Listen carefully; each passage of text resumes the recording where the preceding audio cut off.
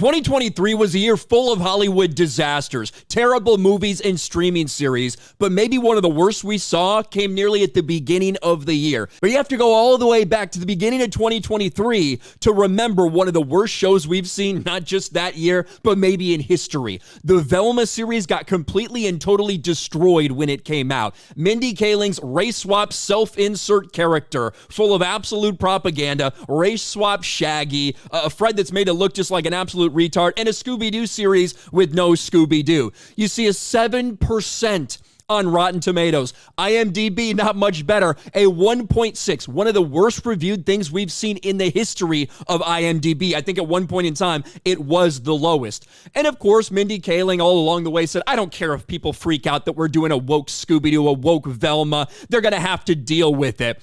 But you know, apparently she did care, because despite the fact that she promoted it only once on Twitter, promoted it a couple more times, but then subsequently deleted those tweets in embarrassment after it was proven that this series was not being received well, it's clear that she actually did care that people were upset. Somehow they ended up deleting the account for the Velma series. Nonetheless, a season 2, somehow, some way, is on the way. Velma gets renewed for season 2 despite poor ratings. And we even heard this basically before the first one had aired, that they'd kind of done a deal, a contract to do 2 seasons. They might have already done work on season 2, recording voices and stuff like that before the first one even came out. Nonetheless, we now have our first look at the season 2 trailer. And could you imagine what the response already is to this series that was wholeheartedly rejected? It should have been canceled. Well, it's very predictable. It's already getting completely and totally destroyed. 1.7 thousand likes to 12,000 dislikes. Less than 100,000 views on this thing released a couple days ago. And all of the comments, you know where this is going. The worst series of all time gets a second season, but the best ones get canceled. What a cruel world we live in.